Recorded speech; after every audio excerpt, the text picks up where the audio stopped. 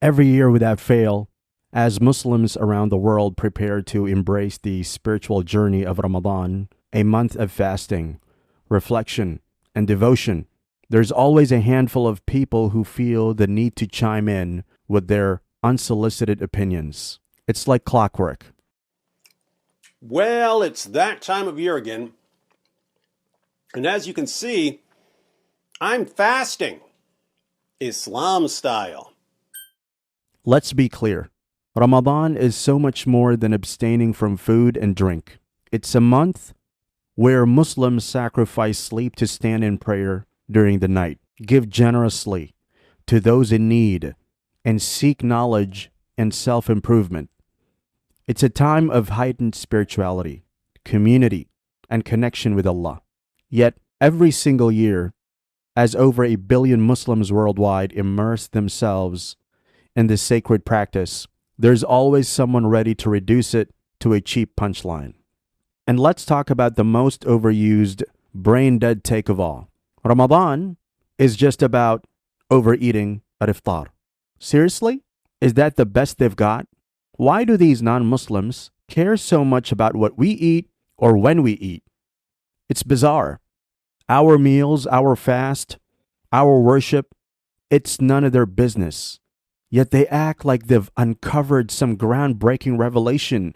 Oh my God, Muslims eat food after sunset. How shocking. When most people think of fasting, they think of not eating. They think of abstaining from food. But in Islam, aka opposite world, fasting means gorging yourself with food multiple times per day. I guess you could say that Muhammad's followers are abstaining, in a weird sense, during Ramadan. They're abstaining from not gorging themselves with endless piles of delicious food.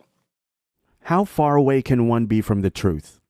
Everywhere online and all around the Muslim world, you see people preparing Ramadan by making resolutions about worship.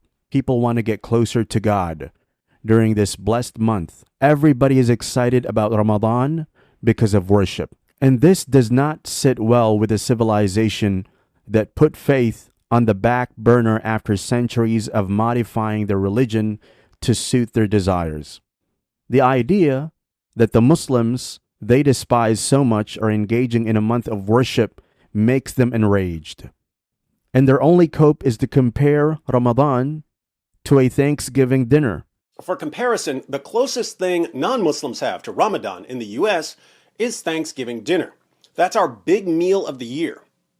But Ramadan goes on for a month, and they have 2 gigantic meals per day. Imagine having 2 Thanksgiving dinners per day, every day, for an entire month. Right. We know that those people are pathological liars. But can one seriously believe this to be realistic? Thanksgiving is known to be such a feast that even people outside the US have heard of the tradition. Naturally, the cost of such a feast ends up being very high.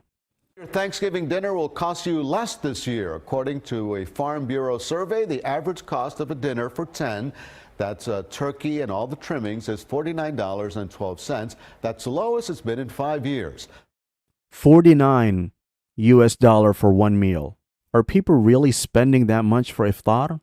Are they spending that amount twice a day too?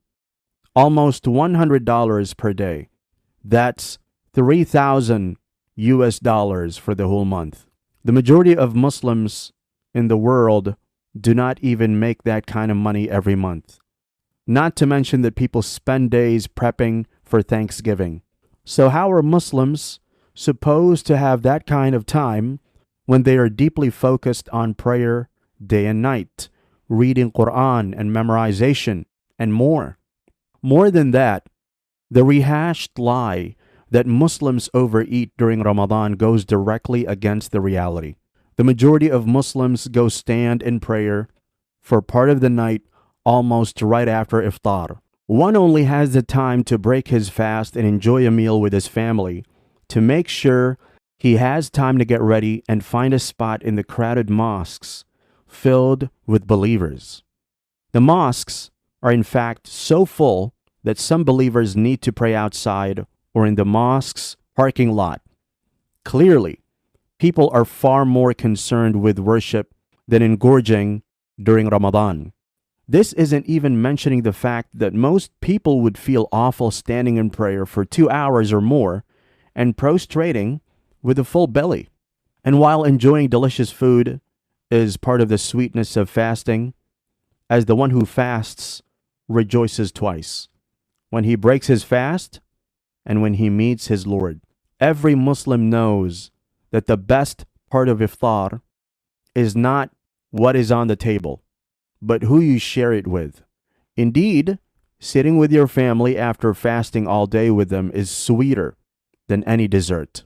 But to really put an end to the ridiculous accusations, it is important to note that in Islam, overeating is not only frowned upon during Ramadan, but all the time. Our beloved Prophet, peace be upon him, has been recorded to have said that we Muslims are a people that should only eat when we are hungry, and that when we do it, we shouldn't fill up. So claiming that Islam sees fasting in reverse is perhaps one of the stupidest things one can say. When Muslims are encouraged to eat responsibly all the time, and many believers fast even outside of Ramadan. Not to mention that we break our fast with a date, showing restraint even in the moment of iftar, as we do not just stuff our mouth the moment we hear the adhan. We, of course, know all of this, but it is always sad to see people so angered by the truth that they must lie and fight it to the point of exposing their bias and stupidity. Their biggest wish is to make us disbelievers and to see us give up the blessing of Islam. And it only stems for the jealousy deep within their heart. So let us thank Allah subhanahu wa ta'ala for the blessing of Islam through our speech, but also through our actions.